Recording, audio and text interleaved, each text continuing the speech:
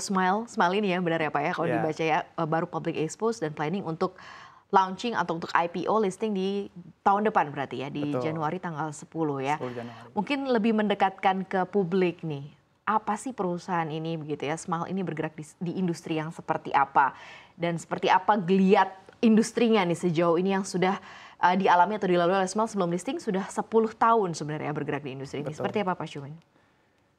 PT SML ini adalah perusahaan yang bergerak di bidang specialty chemical. Jadi kami ini bergerak di bidang khususnya bahan kimia atau bahan baku yang bergerak di bidang personal care dan juga food ingredient. Jadi kami ini sendiri sudah 10 tahun, seperti tadi dibicarakan 10 tahun, di mana di awal-awalnya kami berdiri itu kami baru membuat bisnis-bisnis yang sepertinya kita bilang sebagai hulunya dari kita punya industri, di mana kami menciptakan banyak formulasi-formulasi yang siap pakai, yang kita sebarkan ke kita punya customer. Oke, berarti sejauh ini bekerja sama dengan another parties lainnya begitu ya, sebagai salah satu partner dari Smile ini begitu ya, atau SMLA ini ya Pak, selama 10 tahun terakhir ya. Seperti apa geliat industrinya Pak 10 tahun terakhir ini? Industrinya dengan CAGR 6% saya rasa cukup baik ya. Sangat baik bahkan. Ya. Jadi kami ini sangat fokus untuk bisnisnya di personal care, di mana kami juga menciptakan banyak sekali formulasi-formulasi. Saat ini kami sudah bisa menciptakan lebih dari 3 formulasi siap pakai yang kami sebarkan ke customer-customer kami sebagai acuan terhadap produk-produk yang mereka bikin saat ini. Penggunanya juga sekarang sudah cukup banyak ya, maksudnya partisipan atau parties yang kerjasama dengan SMLA sendiri sejauh ini selama berjalan 10 tahun sampai akhirnya memutuskan untuk oke, we go public gitu ya, bahwa ini memang cukup lumayan dapat atensi yang sangat-sangat baik dalam bisnis ini Pak. Saat ini kami sudah bekerja sama dengan lebih dari 1.200 customer. Ya lumayan banyak untuk B2B ya, di satu Indonesia. Itu baru 1000-an gitu ya Pak ya? Baru 1000-an. Baru 1000-an. Mungkin setelah ini akan jauh lebih banyak lagi ya, apalagi dilihat dari bisnis ya. Seperti apa sih Pak gambaran kinerja perusahaan sepanjang tahun 2023 begitu ya? Kita tahu bahwa tahun-tahun sebelumnya, kalau 10 tahun ini berarti ngelewatin COVID kemarin Pak, 2020 gitu. How this company struggles untuk ngelewatin berbagai macam up and down atau kondisi-kondisi yang fluktuatif, yang uncertainty begitu untuk bisnis.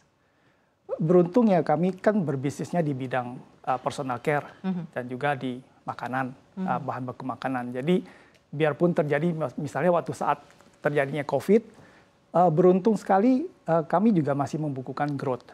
Jadi bisnisnya itu selalu tumbuh dari tahun ke tahun. Dan di tahun 2023 sendiri di first half kami bisa membukukan kurang lebih 49% growth dibandingkan tahun sebelumnya. Jadi ekspektasi kami di tahun-tahun berikutnya setelah kita melantai di bursa, kita akan jauh lebih baik dari itu. Ini kan berarti salah satu bagian dari food ingredients gitu ya, atau personal care tadi yang dimaksud. Ini bentuknya seperti apa sih produknya atau mungkin barangnya?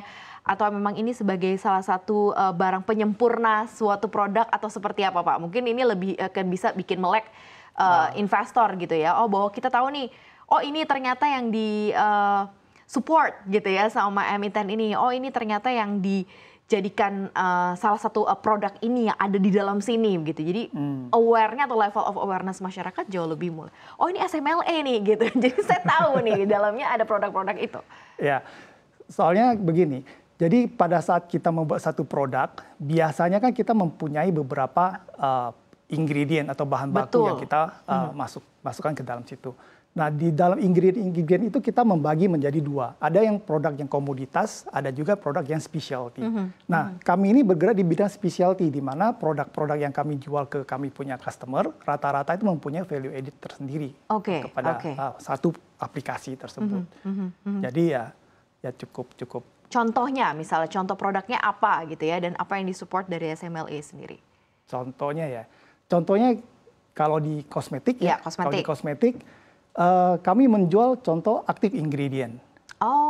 Active ingredientnya. Jadi misalnya kita mau bikin make up, mau bikin lipstick, nah active ingredient seperti apa? Nah, di market biasanya orang berpikir bahwa active ingredient, contoh misalnya moisturizer. Yes. Moisturizer paling orang bisa 70 jam benar, atau mungkin benar, lebih. Benar. Nah, kami menjual yang lebih dari 120 jam. Oke. Nah, modelnya seperti itu. SVB, SUV, apa begitu yang ingin dibuktikan, ada active ingredients yang membuat si produk itu jadi menjual lebih baik dengan unique selling dan plus point gitu ya. Betul. Dan di dalamnya ini ada kerja CSMLE di dalamnya begitu ya Pak Syubings ya. Betul. Ini mulai kebaca nih investor. Oh oke, berarti kalau ada 1000-an sekian gitu yang berpartis berarti udah cukup banyak sekali sebenarnya ya active ingredients dalam setiap produk-produk yang kita gunakan setiap hari ya Pak Syumin ya. Ya, betul. Oke, ini cukup menarik dan yang cukup menarik lagi adalah kenapa akhirnya memutuskan untuk go public. Apa yang membuat PT Sinergi atau SMLE kemudian mau nih untuk kemudian listing di Bursa Efek Indonesia?